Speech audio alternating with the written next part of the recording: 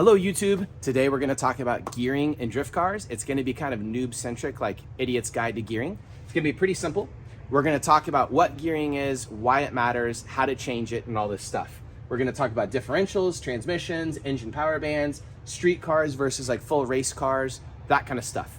So first of all, when you talk about gearing most of the time, most people are thinking about a differential, and they're thinking about just the differential ring gear and changing that to try and accomplish something. But a lot of you guys might be new to this and you don't really know what that accomplishes or why to do it.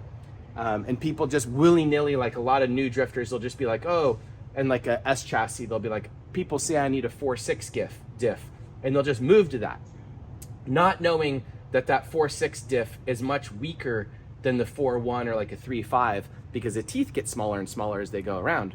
So everything is a give and take when building like a race car. You'll accomplish one thing, which is to change the gearing, but then you'll make something weaker. And a lot of the time, you might accomplish what you want by going to a 3.5 instead of a 4.6. I put 4.5, but whatever. Jeeps and stuff often have a 4.56, so it sounds like that. Anyways, you could go to the transmission, you can change the shift pattern, you could change how many gears are in the transmission, you can change the gearing of the actual transmission, you go to the engine, you could change out like the power band, you could change out the torque peak, you could change out how many RPM the thing revs to. So those are kind of things that we're gonna chat about. Let's now talk about what gearing is actually in drift. I'm gonna wait for this car in the dyno, one sec. So let's talk about what gearing actually is in relation to drifting and how we interact with it and why it's a problem or why it's not, things like that. So when we're drifting, the typical drift track is a decelerating track that you first run up in first, second, third gear. So in a normal transmission, we'll go from first, second, up to third gear. And then typically, because the track is decelerating, meaning once you get to your top speed, you kind of bleed it off throughout the rest of the track. There's an entry, you go through the first corner, and then typically you shift down to second gear, and then you do the whole track. Now that's kind of like Drifters 101. Most easy tracks that are small are set up that way. They don't typically then re-accelerate back up towards the end of the track by shifting from second back up to third, because A, that's kind of difficult. B, it causes a lot more tire wear to like accelerate out, and just most tracks don't really do that. So if you're just doing really simplistic tracks, like say Mahon or something, like some replica of that, or like, because a lot of people like that kind of thing, a lot of that's going to be like third gear entry, potentially down to second, and then the whole rest of the track is second. Then you could gear your car specifically for that track entry or whatever you're trying to do, very specifically. But then when you go to another track, it's going to mess up your gearing, because then say you go to a different track the next day and you go first, second, third, fourth, and then you immediately need to shift down to third, and then maybe down to second, and then back up to third on some, difficult road course or something like that. And when you're going from fourth to third, you can easily hit fifth in a lot of transmissions like T56s and stuff, meaning that's a mistake. And what we're trying to do with gearing is get rid of any mistakes. We're trying to get rid of all the misshifts. We're trying to get rid of anywhere on the track that you don't have the correct amount of torque to drift. Like say you're in a 350Z DE car, which only revs to like 7,000 RPM and makes 250 torque or something at the crank. If you're in the middle of second and third gear, second, you would hit red line and not be able to complete the corner. So you don't have enough wheel spin to do that. But if you shift up to third, you just don't have power. So you're trading power for wheel speed kind of thing, getting more wheel speed by going up to third gear or more power going down to second. And if you don't have the wheel speed and you need it, you have to go up to third, but now you don't have the power, and like you start to have problems. So then you can try and increase the amount of power, you can increase the RPM, you can change the gearing. There's all these different things you can do. So that's kind of what noob gearing is in drifting, is just trying to eliminate shift points, have the correct wheel speed or the correct torque to do what you want. And it gets really complicated through here. So the most simplistic thing to do is to change out the ring gear and the diff, but that can be difficult because before you get a quick change, you're making a whole diff change at the track if you want to do that, because it's not really possible to set up a ring gear and a normal diff at a moment's notice. So that's kind of a one-time deal for street cars. You change it once and then you kind of live with that ring gear for the rest of your life. Some guys do take extra ring gears to tracks, but that's not a normal thing. Okay, one second. Before we move to the transmission, The easiest way to think about a ring gear is like if you're towing and you have a normal truck and you want better mileage, and you want to make all those gears as far apart in the transmission as possible, they'll put a very high or low, depending on how you want to say it, ring gear in there, maybe a 3.2 or a 2 something. And then if they want to tow, they'll put like a 456 in there, let's say, or something like that, because they're making all the transmission gears as close together and putting as much torque to the ground as possible through the multiplication in the diff as that. So anyways, kind of gives you an idea of gearing. We'll get back to all this in a minute. Now over to the transmission. Over the decades in transmissions, they used to not have a lot of gears in, like, say, automatic transmissions had the power glide with like 2, and then they started adding 3 speeds, 4 speeds, 6 speeds, 7 speeds, 8 speeds, 10 speeds, or up to that. And autos and manual transmissions, they had like 3 speeds or something, I don't know. And then they would slowly get up to 4 speeds, and then 5 speeds, and then 6 speeds. And there are some manual transmission 7 speeds, I think, in the new Corvettes and stuff, or new to me, like 2019s, I don't know. So you have different amounts of gears in the transmissions, which from the factory would make the cars feel peppier and faster because it would take the spacing between each individual gear and move it closer. So in an S chassis, they had 5 speeds in the 13s and 14s, and then they eventually, when they came out with the S15, they put a 6 speed in it, and that would make the car feel peppier. The problem with that is if it's in the same size box, everything often gets smaller. So everybody thinks this, I don't know if it really is, but probably, the 6 speed is weaker than the 5 speed in the earlier cars, and it has more gears to shift between. That potentially can be good and bad, because say you have a V8 with a large torque band, having to shift through more gears can actually be kind of a pain because you don't get to use the torque band of the motor as much, and just ride out a gear a really long time. You have to constantly shift. And it's very popular for people to put CD09s, which is a 6-speed 350Z transmission, behind SR20s to close up the gearing.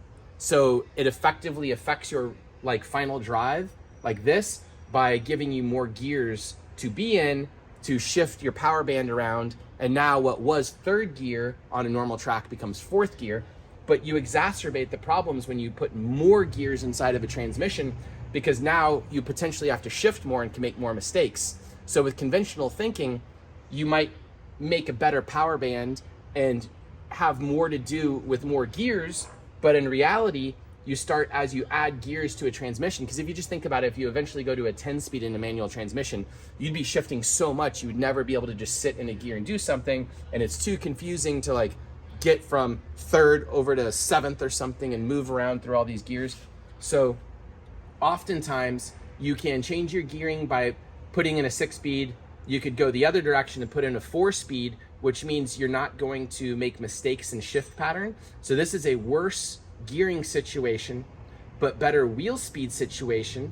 And then also you don't need these mileage gears up here to get like great mileage on the highway oftentimes. So you just make all your gearing work in 4 gears, and that means you aim for the 4 corners. And it's much easier to shift because you're just going up there for this gear and down here for this gear. And there's no ability to hit 5th gear on accident when you're coming from this gear up. You're gonna always hit that gear. You're not gonna hit up there. So that's a big thing. And then there's sequential transmissions where they put them in a row. And that's, you just click back for going faster and forward for going slower kind of thing. And then you can get 4 speeds, 5 speeds, 6 speeds in these.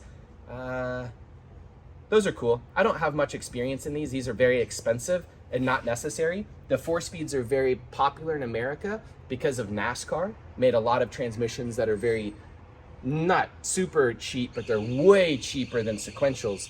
And in Japan and other countries, they have more sequentials out there and less NASCAR boxes, so they use those in professional drifting, like say in D1 GP decade ago, whereas in America, they use these. I would imagine in Japan, they're probably using more of these nowadays because they're very robust. When you have less gears, they're gonna be stronger and bigger. The transmission's gonna be lighter and all that stuff. So anyways, you can change your gearing through putting more gears in it, less gears, changing the actual gears in each gear and all that stuff. And we're still just in the basics of all this. Sorry it takes so long. Now let's jump over to the engine, because everything can't be super simple. Let's talk about gearing in the engine real quickly. So say we're in that third gear corner or fourth gear corner or whatever we're doing, we can cheat gearing significantly by, if this engine stops at 6,000 RPM and we increase it to 7,000 RPM, if there was a 1,000 RPM spread in the gear and our torque, we were originally running, let's say this gear for third gear on a track, and if we increase the RPM over here, we can now run, depending if we have enough torque and everything, we now have third gear works where fourth gear used to, kind of thing, and we can now run third gear for twice like as long, if that makes sense. Maybe not twice as long, but twice the RPM of available power band that we want to do something. Twice is just kind of me spitting something off my head. It might be 20%, might be 50%, might be 80%, who knows? But it makes it way more usable. And if we were going to say, go down here to the V8 power band and rev this V8 to say 7,500, which I do in my V8 car, and then I have an available power band of that's 3,000 RPM roughly of power band for this motor. And if I was to rev to 6, like some of the stock LS guys where they rev to 6,200, I'd be effectively removing 1,300 RPM from the power band, which is a huge amount of the power band. And then if you were up here and this is a turbo car, and say you're originally running from 4 to 6, which is a pretty good torque band for like an SR, you'd have about a 2,000 RPM power band. This engine would have a 50% larger power band, kind of depending on all this stuff. But anyways, we're just kind of spitballing all this. I hate it when I can like look at this and everybody can pick apart these quick numbers that I'm just like blowing out of my head. So anyways, you could see that if we did the math and we could extend the power band to say 3,000 to 8,000, we'd suddenly have, which isn't really possible in race cars typically for lots of reasons, you'd have this massive power band, like an electric car almost, where you would not have to shift nearly as often. So you could do this by having a large power band, and you could have a lot of RPM to work with, and that would give you the ability to stay in a gear for way longer. And you'll see that in like the RTR Mustangs and stuff. It looks like they really only use 2 gears in those transmissions. And they have a huge power band because their motors probably rev to 9,000 RPM or something, and they're nitrous motors. So they have an enormous torque band of probably, 4,000, 5,000 RPM or something like that. I don't know. I have never driven one. But their gearing is probably way less important than a turbo car's gearing that had a very, very small power band, which means they're not going to miss shift or screw up because of that. They'll have other completely different problems. So anyways, gearing can be changed in the diff, in the transmission, or in the power band. And each of these things, as you increase RPM, you increase wear on the drivetrain, potentially taking out rod bearings or something. As you increase power band, it could cost you a lot of money. As you do things in the transmission, it could cost you a lot of money. The cheapest thing is if you can find a OEM type diff in a junkyard, like say a 350Z diff, and you can make an adjustment. This is a stock S14 diff. That's probably also a Z diff somewhere in there. You can make very simple adjustments to a car through that change instead of making a huge transmission change or going to a quick change. And then you can also make power band adjustments in some cars very easily. Say the HR350Z, I think they rev just over 7 from the factory, say 7,200 maybe. And normally a track is, say like at the Houston Police Academy, is third gear entry down to second gear in a very awkward place to shift. And then the rest of the track is second gear. Now, if you tuned that car to rev to 8,000 RPM for that VQ, which the power band would probably look something like this, you can now do the entire track, including the entry, in second gear, meaning you've eliminated an entire shift and you don't need to make any type of gearing adjustment on this track to make that car work really well there. They also have the perfect amount of power for that. It's a great car in that range. The problem is, now say you want to do 110 mile an hour entry with that same Z, while the car will work great and stuff, if you're in like some competition format and you want the car to go faster, you want to start making other adjustments. And on that car, I hate shifting those transmissions, but you could add power. You know, you could go around and do different things to try and accomplish your goals. I'm not sure changing the differential in that car would necessarily get you there. Maybe adding power. A 4-speed dog box probably would not do any good on that type of car, so you're not going to do that. So, and definitely a sequential is not going to solve any of your problems there, because it's more of a power band as you go faster in that car, because we've solved all the gearing issues so simply just by moving the RPM there. We've gotten all like the easy fruit off the tree, if that makes sense. If you had, say, an SR car, something that a lot of us do. All right, one of the things we often do when we build cars is, say we have a stock SR and it makes torque like this, and then it falls off really fast right there. And we put a bigger turbo on there to make more power. What we do is we increase the lag significantly, and then it makes more power like that. And what people's first initial reaction is to change the ring gear to bring the power band, to move it over so that second gear has more torque going down the straight and move everything over. And then you get to a weird problem where fixing this power band, you now put down a lot of torque putting like a 4.6 ring gear in there, but now you can blow up that 4.6 ring gear because it's not strong enough. And then you need to be in fourth gear on third gear tracks, meaning when you run down the straight, even though you have more power now you need to go first, second, third, fourth, and you need to, you know, the time to press the clutch in, shift, do everything. You're starting to include one more shift at the very minimum on every track, sometimes 2 extra shifts because you need to shift down and like find another gear after that first corner. And you start to create, as you add like a turbo power band and stuff, you start to add more problems to the car, where now you're changing the gear just to fix that, which is introducing more shift points, and every shift point is a chance to screw up on track. So it becomes a big problem. Now let's talk about some race car parts, because that's kind of the street car kind of mentality.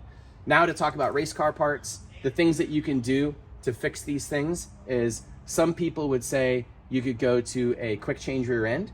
Now, if you do that, you've basically made your car no longer a street car, because I've never really street driven quick change rear ends, but people on Drift Week have, and they say they're crazy loud. Same thing if you do a transmission swap to like a straight cut gear set, which is a race car transmission, it suddenly is louder than the engine itself. And it does not calm down when you're going like 70 miles an hour. It will be like an engine at 7,000 RPM when you're just driving down the highway, you know, at 2,000 RPM. It starts to become a giant disaster.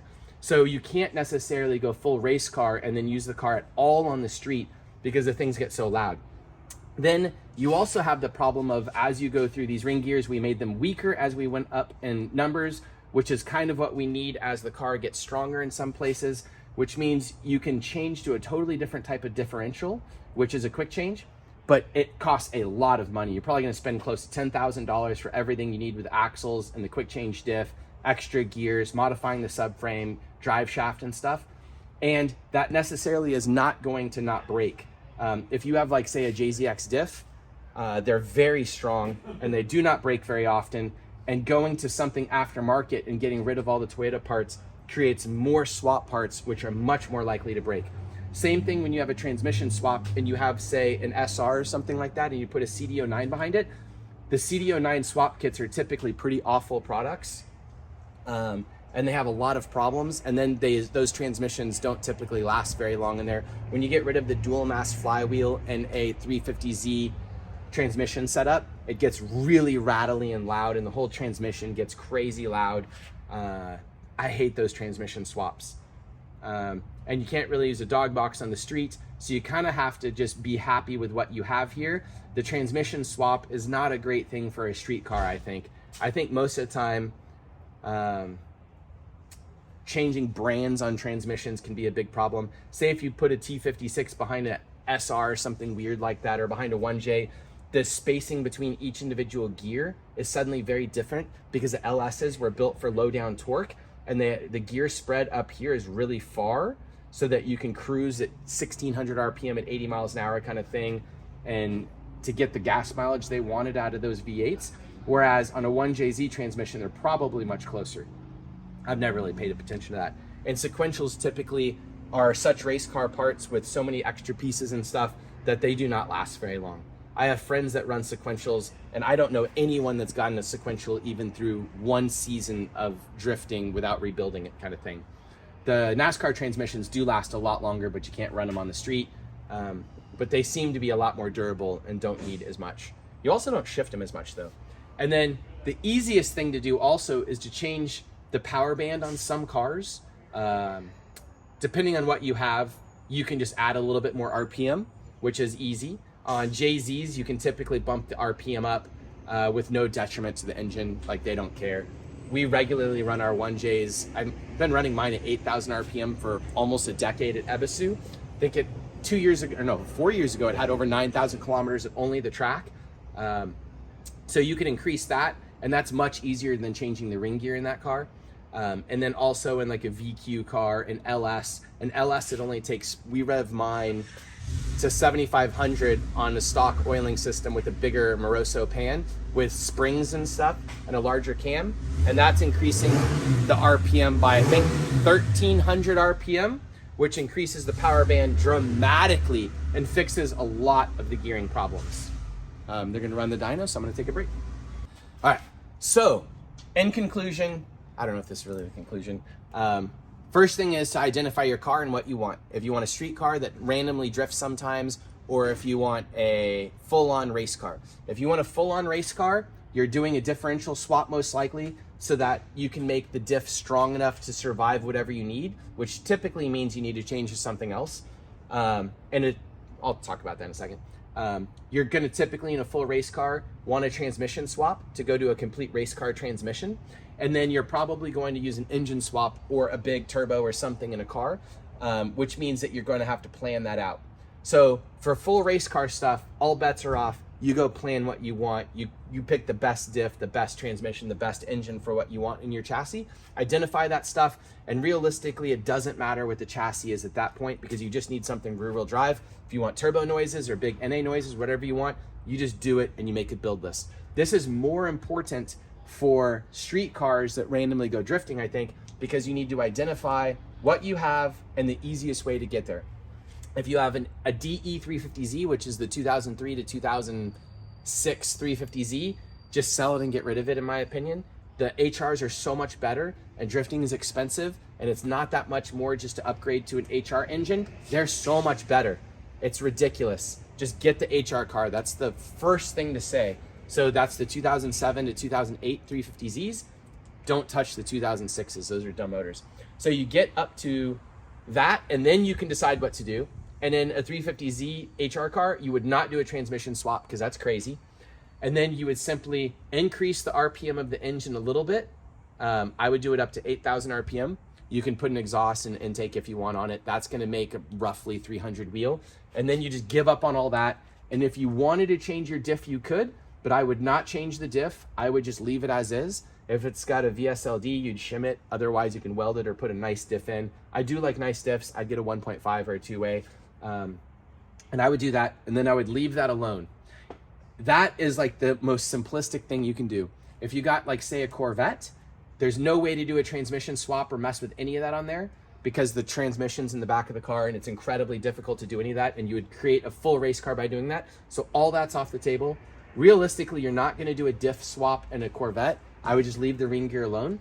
So you'd come over here to the engine, and the easiest thing to do with the Corvette is just enjoy it how it is, or I would increase the RPM up to, like, say 7,000 RPM or a tiny bit beyond.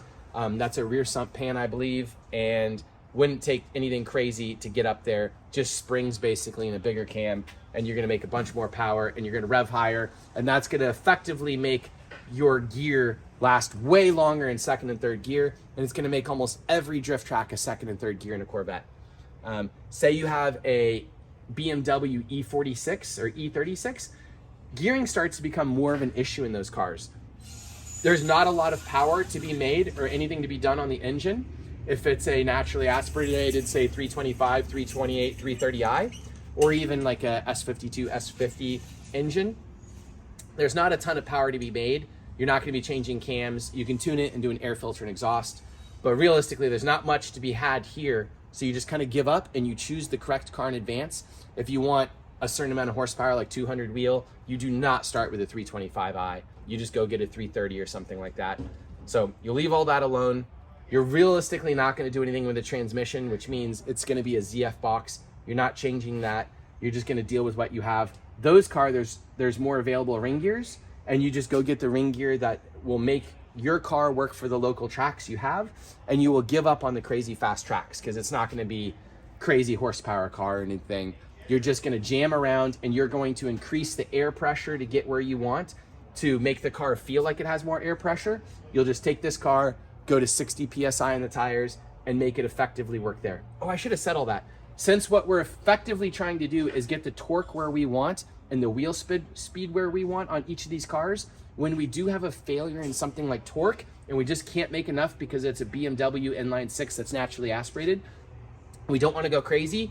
It's as simple as just adding double the air pressure. The Corolla guys taught me way back in the day, you can safely run like 100 PSI in your rear tires, not your front. I guess you could do it in the front. Your rear tires.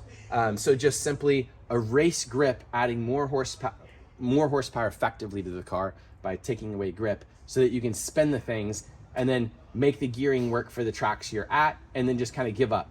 So on a 350Z, you wouldn't touch that. You would touch this. On like an E chassis, which is BMW, you would touch this, not this stuff so much. And it just kind of moves around, which is kind of cool.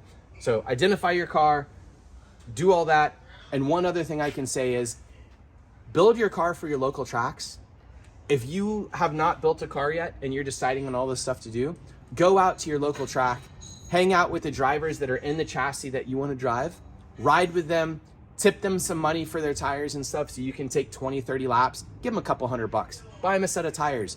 That is so cool to learn off of all their mistakes, and it's so cheaper to erase all this stuff so you can just skip to the head of the line. And if, say, someone's at Apple Valley, one of your local tracks, and he has a car that works super well on it, you can get his exact tire size, his exact air pressure, the differential he has, all that math, and know what the car is going to feel like in advance, and know that it works, and just put that stuff in your car, and it instantly is good. So much easier than trying to build. Like back in the day, every one of us basically SR swapped our cars and then had to figure out all this other stuff at like messing up our power bands by putting bigger turbos on there and stuff. It's just a mess.